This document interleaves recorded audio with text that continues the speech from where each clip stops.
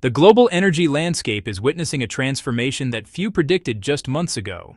In a span of merely 2 months, China has completely halted its purchases of liquefied natural gas from the United States. This isn't a gradual decline or a temporary pause. It's a complete shutdown of what was once a thriving trade relationship worth billions of dollars annually. The explanation behind this dramatic shift is straightforward, yet its implications are profound. When trade tensions escalated and tariffs began piling up, the mathematics of international commerce changed overnight. Every vessel carrying American LNG to Chinese ports now faces additional costs approaching $16 million in tariff payments alone. For Chinese energy companies, the calculation became simple. Why pay premium prices when alternative suppliers are eager to fill the gap? Enter Russia, moving with remarkable speed to claim the market share that American exporters have been forced to abandon. The timing couldn't be more significant. Just weeks ago, during a high-profile state visit coinciding with Russia's commemoration of the 80th anniversary of victory in the Great Patriotic War, Chinese and Russian leadership spent extensive time behind closed doors. What emerged from those discussions was more than diplomatic pleasantries. It was a blueprint for unprecedented energy cooperation. The two nations signed over 20 separate agreements during this visit, spanning everything from traditional economic partnerships to cutting-edge collaborations in strategic stability and international legal frameworks. But among all these documents, one commitment stood out with crystal clarity. Vladimir Putin personally guaranteed that Gazprom would expand its natural gas deliveries to China beyond existing contractual obligations. The message was unambiguous. Russia stands ready to supply whatever quantities China requires, potentially exceeding what any other nation can offer. This wasn't merely talk. Even before this historic meeting, infrastructure projects connecting the two countries had already shifted into overdrive. Construction crews are working around the clock on expanded pipeline networks. Development of Arctic shipping routes has accelerated dramatically. Energy ventures valued in the hundreds of billions of dollars are being fast-tracked through approval processes. While Western policymakers continue focusing on containment strategies and pressure tactics, China and Russia have quietly built an interconnected web of cooperation that extends far beyond simple buyer-seller relationships. They're establishing deep partnerships across energy security, technological innovation, and geopolitical coordination that are fundamentally altering global power dynamics. China's enormous and growing energy appetite really shapes the global energy landscape. Understanding why this matters requires grasping the sheer scale of China's energy needs. Natural gas powers everything from factories producing goods for global markets to heating systems keeping hundreds of millions of homes warm during harsh winters. For a nation home to approximately 1.4 billion people, nearly one-fifth of humanity, energy security isn't optional. It's existential. The numbers tell a compelling story. Projections indicate that by this year, China's natural gas consumption will surpass 456 billion cubic meters annually. Yet domestic production can only deliver around 262 billion cubic meters. The gap between what China produces and what it consumes creates a dependency that shapes foreign policy, trade relationships, and strategic planning at the highest levels of government. This isn't a recent development. For years now, China has relied on imports to meet roughly 43% of its total natural gas requirements. Despite continuous improvements in extraction technology and significant investments in domestic production, the deficit keeps growing. Population growth, industrial expansion, and the transition away from dirtier coal all drive demand higher faster than domestic supplies can rise to meet it. Recognizing this vulnerability, Chinese policymakers have pursued a deliberate strategy of diversification. Rather than depending too heavily on any single supplier or shipping route, they've built relationships with multiple exporting nations across different continents. This approach mirrors how investors diversify portfolios, spreading risk to avoid catastrophic losses if any single source fails. Currently, China purchases natural gas from Russia, Australia, Qatar, Malaysia, the United States, and the United Arab Emirates, among others. Together, these imports exceeded 120 million tons in recent years. Australia, sitting relatively close to Chinese ports and offering abundant reserves, captured an impressive 45% share of this market at its peak. The United States carved out its own niche over the past decade through competitive pricing and the shale gas revolution. American producers, benefiting from advanced hydraulic fracturing technology, could deliver gas at approximately $30 per million British thermal units, a unit of energy measurement standard in the industry. Compare that to $18 for Emirati supplies, and you see a 40% price differential that initially worried American exporters. Despite this gap, American LNG still found buyers in China. In the year leading up to the recent trade conflict, China imported approximately 4.3 million tons of American liquefied natural gas, representing about 5.6% of total LNG purchases. Not dominant, but certainly significant and profitable for American energy companies. Then the political winds shifted, and with them, the entire economic equation. When tariffs become weapons, the breakdown of U.S.-China energy trade can happen almost overnight. February of this year marked the beginning of a trade confrontation that would escalate with breathtaking speed.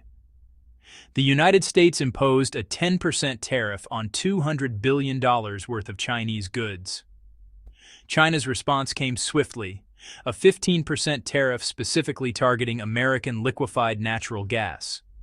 What followed resembled a game of economic chicken, with both sides raising stakes repeatedly. By early April, China announced an additional 34% tariff on all American imports. When combined with the earlier 15% levy, the total tariff burden on U.S. LNG reaching Chinese shores jumped to 49%. Let's translate that into real money. A typical LNG cargo ship carries approximately $45 million worth of natural gas. Under the new tariff regime, Chinese importers would pay nearly $16 million in tariffs alone, before considering transportation costs, insurance, or any other expenses. The price advantage that made American gas attractive evaporated instantly. Chinese energy companies, facing shareholders and operating on thin margins, made rational business decisions. Within 60 days, American LNG imports dropped to zero. Ships that once regularly made the Pacific crossing began seeking other destinations. American export terminals built with Chinese demand in mind suddenly needed new customers.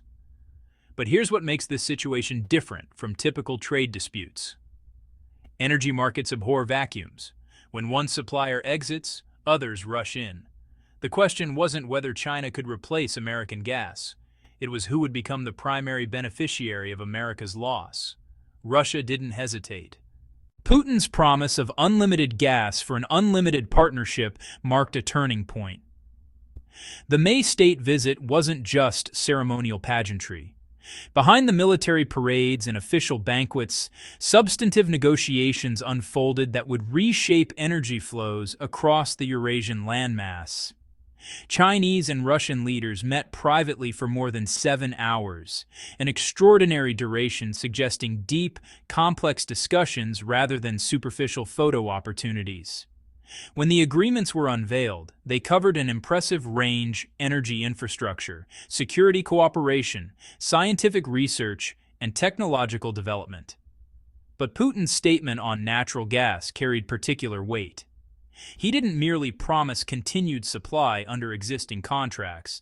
He committed Russia to providing whatever quantities China requires, positioning Gazprom as essentially an unlimited reservoir for Chinese energy needs. This represents more than commercial opportunism. It reflects strategic mutual trust between two nations that share a border stretching over 4,000 kilometers and have often found themselves on the same side opposing Western pressure. For Russia, Increasingly isolated by sanctions following geopolitical conflicts, China offers a massive, growing market that won't disappear due to political considerations. For China, Russia provides geographic proximity, pipeline infrastructure, and a supplier whose government won't weaponize energy access for political leverage. But can Russia actually deliver on such an expansive commitment? The answer lies in existing infrastructure and ambitious expansion plans. At the heart of China-Russia energy cooperation sits the Power of Siberia pipeline, which is, honestly, an engineering marvel and represents one of the most ambitious infrastructure projects of the 21st century. Construction began back in 2014, during a period when Russia was already facing Western sanctions and, well, seeking to pivot toward Asian markets. 5 years later, in December 2019, natural gas began flowing through its 3,000-kilometer length. The pipeline specifications are really impressive. A diameter of 142 centimeters, designed to carry 38 billion cubic meters of natural gas annually at full capacity. The project required an investment exceeding $55 billion.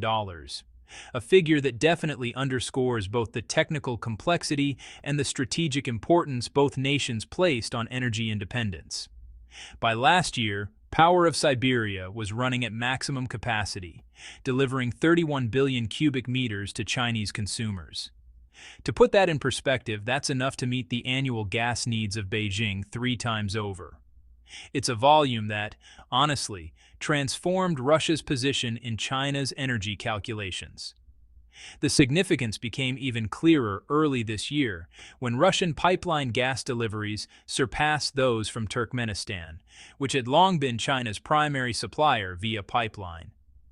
In a single month, Gazprom pushed 2.5 billion cubic meters through Power of Siberia, just edging past Turkmenistan's 2.4 billion.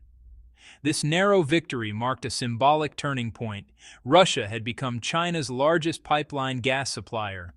When American LNG disappeared from Chinese ports due to tariff warfare, Power of Siberia's steady flow helped fill the gap without disruption to Chinese industries or households.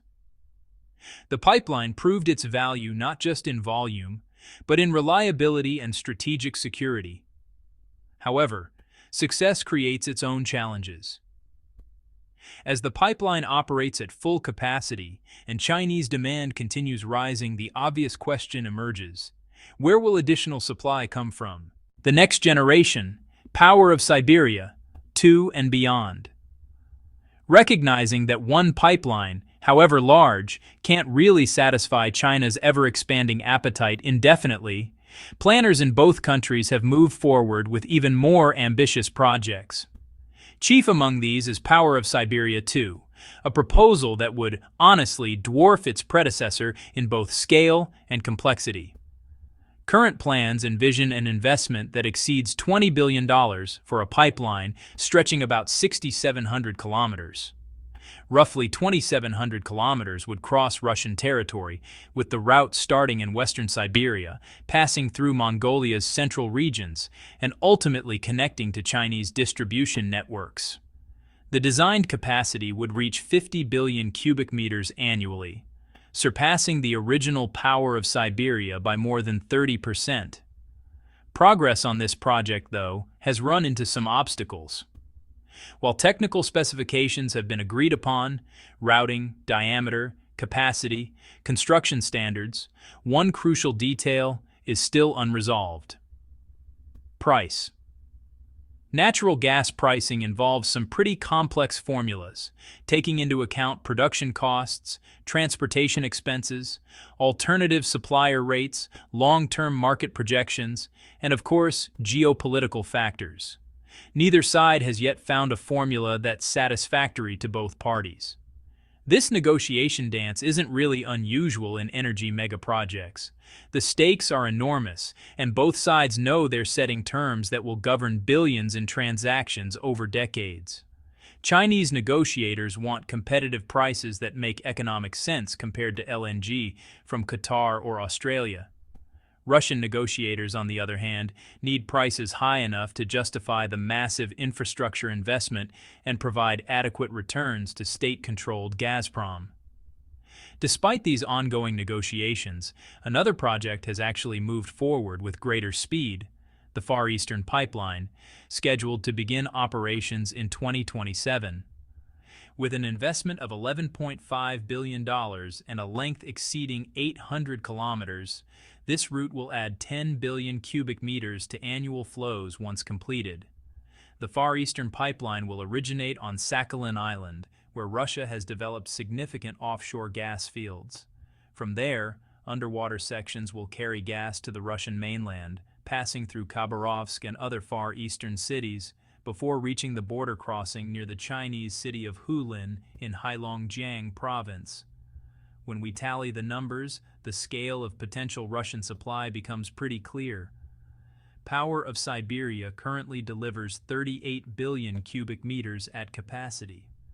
The Far Eastern Pipeline will add another 10 billion. If Power of Siberia 2 eventually gets built as designed, that adds 50 billion more. Combined, these three pipelines alone would provide 98 billion cubic meters annually, approaching the total current gas imports from all sources.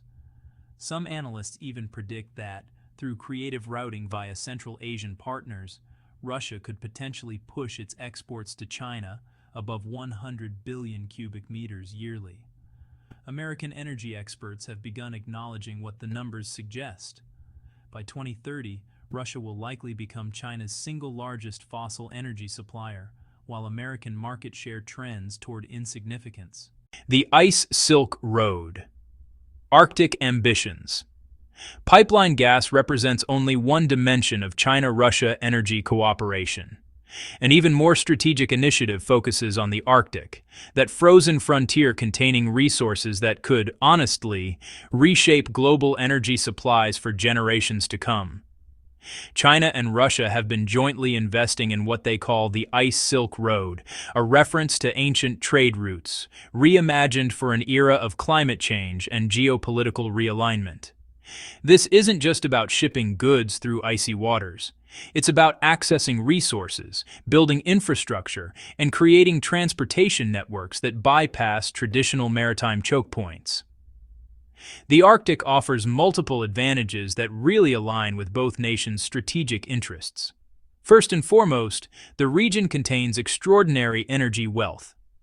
Estimates suggest 90 billion barrels of recoverable oil reserves, 47 trillion cubic meters of natural gas, and 44 billion barrels of methane hydrates, commonly called combustible ice. These figures represent roughly 13% of the world's undiscovered oil and 30% of undiscovered natural gas reserves. Beyond hydrocarbons, the Arctic contains about 1 trillion tons of coal, exceeding the total of all currently proven global coal resources. While the world is moving away from coal for climate reasons, these reserves represent insurance against supply disruptions and leverage in negotiations with other suppliers. But, resources mean nothing without the ability to extract and transport them. That's where infrastructure investment becomes absolutely critical. Current plans involve 73 separate investment projects valued collectively at over $100 billion. These include specialized ships capable of breaking through ice, port facilities designed for extreme cold, and offshore platforms adapted for Arctic conditions. The transportation advantages of Arctic routes are pretty substantial. Ships departing Chinese ports and traveling to Europe via the Arctic can save 20 to 40% of the journey compared to routes through the Suez or Panama canals. That translates to 10 to 20 days less at sea, a significant reduction that lowers fuel consumption by more than 15%. There's another financial benefit that often gets overlooked: toll costs. The Panama Canal charges each large cargo vessel approximately $400,000 to $500,000 in transit fees. The Suez Canal imposes similar tolls. The Arctic route, being a natural passage rather than an artificial canal, requires no such payments. Combined with shorter distances and reduced fuel consumption, total transportation costs can drop by as much as 40%. Security considerations add another layer of appeal. Traditional shipping routes pass through politically unstable regions. The Strait of Malacca, through which most Asian maritime trade flows, is vulnerable to piracy and geopolitical tensions. Middle Eastern waters carry risks associated with regional conflicts. The Arctic route, primarily hugging Russian coastline, offers relative stability and security under Russian naval protection. To operate in these harsh conditions, China and Russia have jointly developed the Yamal transport fleet, currently consisting of 15 Arc-7 ice-class LNG carriers. These specialized vessels can navigate independently through ice up to 1.5 meters thick, conditions that would trap or damage conventional ships. Yet even this impressive fleet falls short of the transportation capacity needed to fully realize the Arctic's potential. Both nations recognize that achieving year-round reliable operation will require continued investment in specialized ships, icebreakers, support infrastructure, and emergency response capabilities. Strategic convergence beyond energy to geopolitical alignment.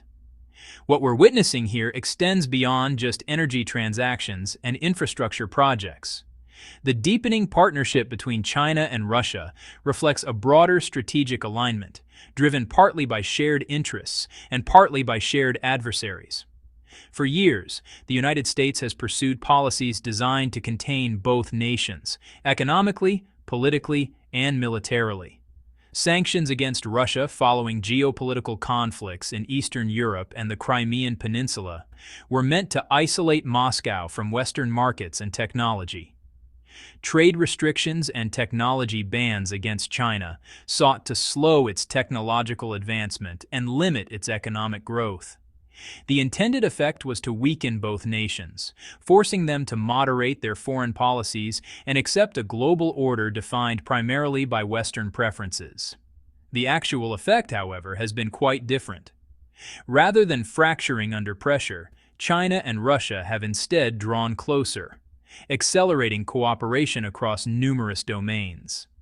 Energy serves as the foundation, but the superstructure includes technology sharing, military coordination, diplomatic alignment at international forums, and parallel development of financial systems designed to operate independently of Western-dominated institutions. When Russian banks were cut off from SWIFT, the global financial messaging system, Chinese alternatives provided workarounds. When Western technology companies pulled out of Russia, Chinese firms filled gaps in everything from smartphones to telecommunications infrastructure.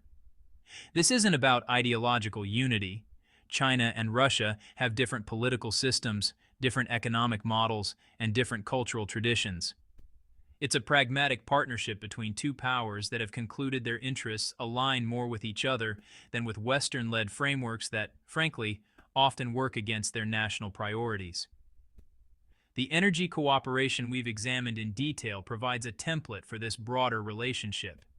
It's mutually beneficial, reduces dependency on potentially hostile third parties, creates deep interdependencies that raise the cost of future conflicts, and shifts global balances in ways that enhance both nations' influence. Global implications, winners, losers, and uncertain futures. Every major shift in global energy flows creates winners and losers, and this realignment is no exception. American LNG producers, who invested billions building export terminals and infrastructure based partly on assumptions about Chinese demand, now face the reality of lost markets. Some will find alternative buyers in Europe or elsewhere in Asia, but the Chinese market's size and proximity made it particularly attractive. That opportunity has vanished, likely for years even if tariff wars eventually end. European nations, already concerned about energy security following disruptions to Russian pipeline gas, now watch as Russia diverts increasing volumes eastward. This doesn't necessarily create supply shortages. LNG markets are global and flexible. But it does strengthen Russia's hand in negotiations with remaining customers and complicates European efforts to reduce dependency on Russian energy. Australia, Qatar, and other LNG exporters gain opportunities to expand their Chinese market share, But they also face the reality that pipeline gas from Russia offers advantages in cost and reliability that seaborne LNG just struggles to match. Long-term, the question becomes whether these suppliers can maintain their positions or will gradually cede market share to pipeline networks. Smaller Asian economies that compete with China for LNG supplies may find themselves squeezed. If Russian pipeline gas satisfies more Chinese demand, the LNG that would have gone to China becomes available, potentially lowering global prices. But if China's continued growth pushes demand higher despite Russian supplies, these smaller nations might face bidding wars for limited LNG cargoes. For the global climate agenda, the implications are, honestly, pretty complex. Natural gas burns cleaner than coal, so China's ability to access abundant supplies supports its transition away from the dirtiest fossil fuels.